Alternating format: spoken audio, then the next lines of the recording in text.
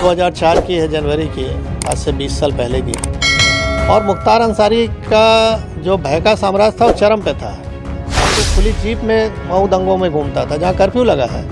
किसी की हिम्मत नहीं हुई उसके प्रति कुछ बोल दे, कार्रवाई की तो छोड़ दीजिए। और उस समय मैंने लाइट मशीन गन रिकवर की, मैंने स्टैंड लिया उसके कि नहीं ये गलत है और इसको जेल जाना होगा। लेकिन मुलायम सिंह की सरकार तत्कालीन अल्पमत की सरकार थी, किसी भी कीमत पे इसको बचाना चाहते थे। ये है पूर्व डीएसपी शैलेंद्र सिंह। ये उस दौर के पुलिस अधिकारी हैं जब माफिया मुख्तार अंसारी के खौफ का साम्राज्य फैला हुआ था। उसे न कानून व्यवस्था की परवाह थी और न ही कानून के रखवालों को वो कुछ समझता था। उस समय उत्तर प्रदेश पुलिस सेवा के दिलेर अधिकारी शैलेंद्र सिंह ने उसके खिलाफ कार्रवाई करने की हिम्मत दिखाई। उन्होंने माफिया मुख्तार अंसारी पर नकेल कसने की कोशिश तो की, लेकिन उनके साथ उस दौर में वो हश्र हुआ जो कानून व्यवस्था का मान मर्दन करने के लिए काफी था। 2004 की है, जनवरी की, आज से 20 साल पहले की। और मुख्तार अंसारी का जो भय का साम्राज्य था वो चरम पे था। और सरकार द्वारा जब समर्थन ऐसे माफियाओं को हो जाए तो आप समझ सकते हैं। मैंने अभी आपसे कहा कि वो खुली जीप में मऊ दंगों में घूमता था, जहाँ कर्फ्यू लगा है। किसी की हिम्मत नहीं हुई उसके प्रति कुछ बोल दे, कार्रवाई की तो छोड़ दीजिए।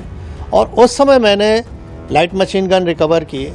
आज तक उत्तर प्रदेश में केवल एक ही रिकवरी है, न उसके पहले कभी हुई, न 20 साल हो गया अब तक हुई है। और उसमें पोटा भी लगाया क्योंकि पोटा एग्जिस्ट करता था। तो मैंने स्टैंड लिया उसके कि नहीं ये गलत है और इसको जेल जाना होगा। लेकिन मुलायम सिंह की सरकार तत्कालीन अल्पमत की सरकार थी, किसी भी कीमत पे इसको बचाना चाहते थे। और उन्होंने अंत में हम लोग पर प्रेशर बनाया, अधिकारियों पर प्रेशर बनाया। जब कोई नहीं सुना तो आईजी जोन जो थे उनका ट्रांसफ़र, डीआईजी रेंज का ट्रांसफ़र, एसएसपी एसटीएफ हमारे थे उनका ट्रांसफ़र।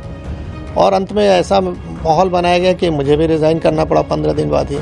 लेकिन मैंने रेजिग्नेशन में लिखा और जनता के सामने इस चीज़ को रखा आप लोग के माध्यम से कि देखिए जनता पॉलिटिकल सिस्टम में आप ही ने चुना है इस सरकार को, और किस तरह की ये सरकारें चल रही हैं कि जो माफियाओं के निर्देश पे काम कर रही हैं। हम लोग चुन के आते हैं, सेलेक्ट होते हैं, यानी जब तो बोला जाता है कि आप पब्लिक सर्वेंट हैं। आम बोलचाल की भाषा में हम कहते हैं गवर्नमेंट सर्वेंट है और हो गए हम पार्टी के एजेंट अगर काम करें जिस तरह से वो कह रहे हैं तो ये गिरावट की स्थिति बहुत ही खतरनाक थी। धीरे धीरे इस पर लगाम लगा है। न्यायालय में अब निर्णय आने लगे हैं जो कभी नहीं आते थे, दशकों तक, 2-2 दशक तक नहीं आए, अब आ रहे हैं 3-3 दशक के बाद। तो स्थिति बदली है नो डाउट, और उसका नतीजा आप लोग देख रहे हैं कि अपराध में कुछ भी हो रहा है। सर क्या लगता है उस समय कितनी बड़ी चुनौतीपूर्ण ये कार्रवाई जो मुख्तार अंसारी पे आपने की, और आज जिस तरह से आपने कहा न्यायालय में निर्णय आ रहे हैं, कानून व्यवस्था जिस तरह से है, उस समय अगर वो ऐसा रहता तो क्या उस समय मुख्तार अंसारी पे कार्रवाई हो सकती? नहीं, स्वाभाविक है। अगर शासन प्रशासन, हम तो किसी सपोर्ट की भी उम्मीद नहीं करते थे, हम तो अपने दम पे रिकवर किया, मैंने अपनी टीम के साथ।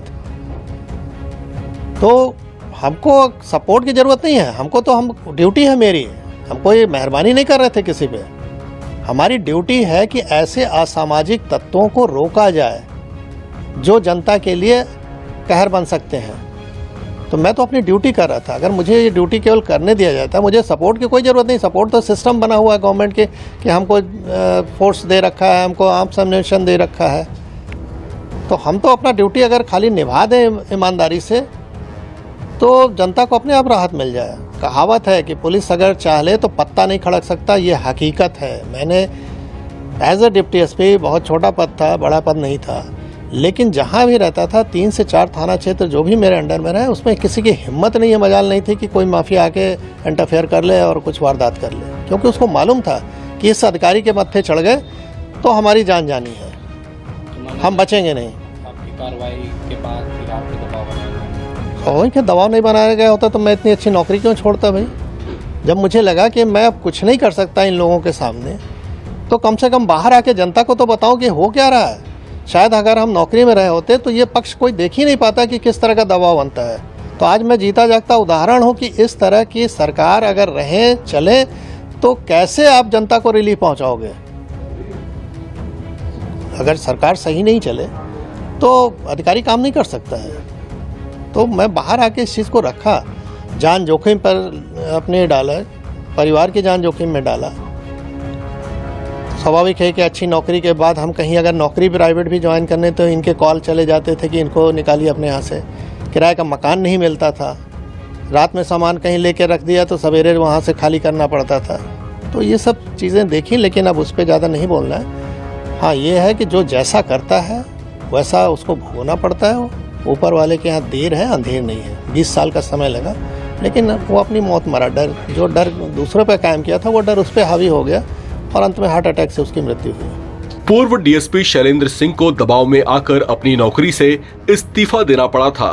वे उस वक्त असहाय रह गए थे और सब कुछ वक्त के हाथों में छोड़ दिया था, ये मानकर कि उसका बदला वक्त अपने तरीके से लेगा। पूर्व डीएसपी शैलेंद्र सिंह ने कहा कि इसमें 20 साल का वक्त बेशक लगा, लेकिन वो अपनी गति को प्राप्त हुआ।